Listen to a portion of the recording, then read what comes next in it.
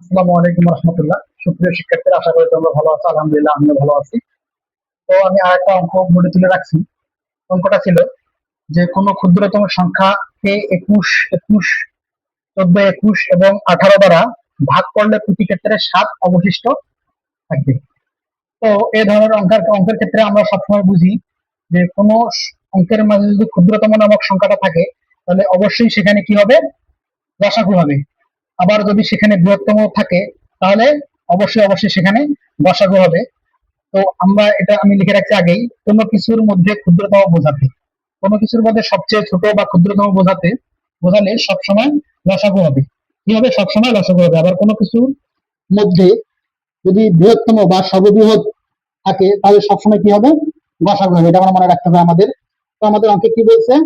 যে কোন ক্ষুদ্রতম সংখ্যাকে 14, 7, 14, 21 এবং 18 দ্বারা ভাগ করলে প্রতি ক্ষেত্রে 7 অবশিষ্ট থাকবে। তার মানে আমাদের কি হবে? যে 14, 21 এবং 18 এর লসাগুর সাথে যদি আমরা 7 অবশিষ্ট যোগ করি, তাহলে আমরা ওই ক্ষুদ্রতম সংখ্যাটা পাবো। এখন আমরা লিখে দিয়ে সমাধান করি।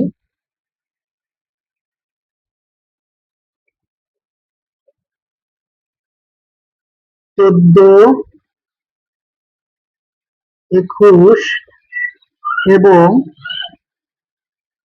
18 এর লসাগু হবে কোনো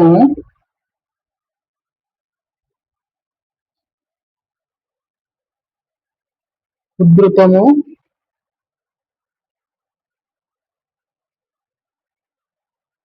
সংখ্যা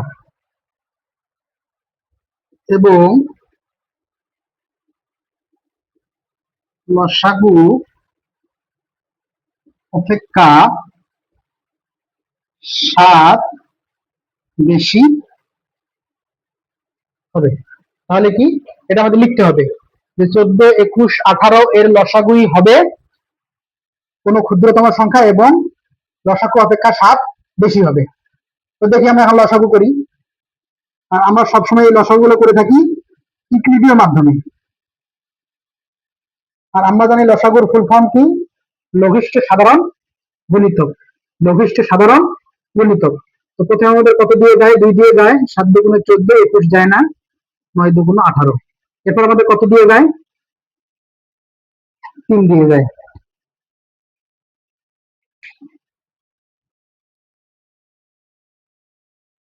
এখন আমাদের 3 দিয়ে যায়, সাথে 7 থাকলো, 3 7 21, 3 3 9। এখন 7 দিয়ে যায়, 7 7 7, 3। এখন অতএব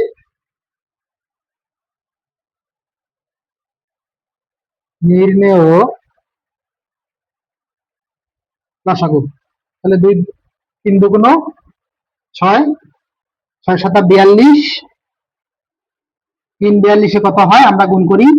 3 দুগুণ 6, 3 4 12, 126। তাহলে 2 গুণন 3 গুণন 7 গুণন 3 সমান কত? 126। তাহলে আমাদের কি বলছে?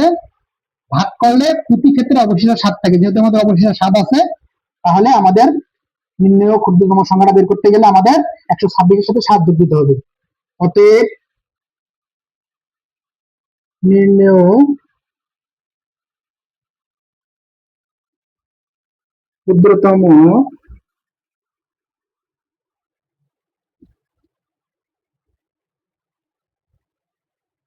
সংখ্যা, তাহলে 6 সাথে কত? 13, 3 133। এটা হচ্ছে আমাদের উত্তর। ওকে। তাহলে আমাদের এভাবে অঙ্কের ক্ষেত্রে আমরা সবসময় কি মনে রাখবো? যদি কোথাও ক্ষুদ্রতম লেখা থাকে, তাহলে অবশ্যই অবশ্যই সেখানে লসাগু হবে। আবার যদি বৃহত্তম থাকে, তাহলে কি হবে? অবশ্যই অবশ্যই লসাগু হবে। ওকে, আশা করি তোমরা বুঝতে পারছো।